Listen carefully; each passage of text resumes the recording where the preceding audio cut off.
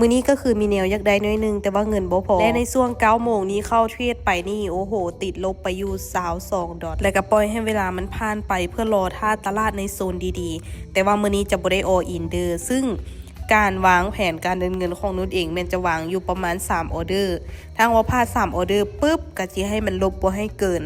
100 ดอลซึ่งมันเป็นความเสี่ยงที่นุชเองไม่ยอมรับได้เนาะตอนนี้ก็เป็นเวลาประมาณ10 โมงก็มาวิเคราะห์ในกราฟของอีเธเรียมเบิงเพราะว่าโซนนี้ก็ค่อนข้างโอเคแต่บ่ฮู้ว่าเวลาที่เฮาเทรดไปมันจริงงามคือที่เฮาเห็นหรือบ่และในออเดอร์นี้นุชเองแม่นได้ตามซื้อขึ้นไป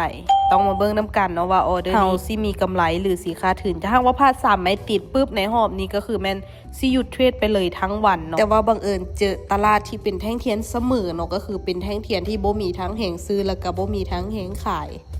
เดี๋ยวตอนนี้ก็คือต้องขอสำรวจเบิ่งในทุกๆสกุลเงินก่อนซึ่งนะตอนนี้แม่นุชเองเห็นกราฟซุยที่ค่อนข้างน่าสนใจแต่เขาก็ต้องมารอเบิ่งออเดอร์นี้เนาะว่าสิเป็นเทรนบ่โอเคแห่งซื้อดันขึ้นประมาณนี้ออเดอร์นี้เขาสิตามซื้อขึ้นไปเลยเพราะว่าตามตลาดณปัจจุบันนี้นุชเองแม่นวิเคราะห์เป็นเทรนขาขึ้นอาจจะมีโอกาสที่จะเป็น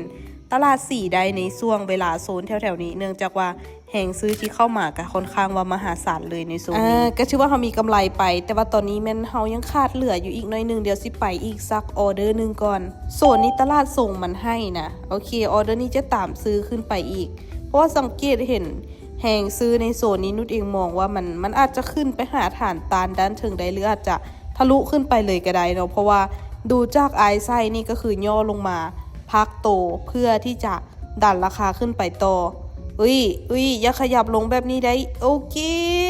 วินมางามๆเลยซึ่งตัวนี้ก็ถือว่าได้กำไรค่อนข้างว่าจะตามเปล่าแล้วมื้อนี้ก็คือสิไปซื้อเคสโทรศัพท์และก็โอนซื้อไปแบบครบเซตเลยเลนส์กล้องถ่านกล้องเคสอีหยังต่างๆครบเลย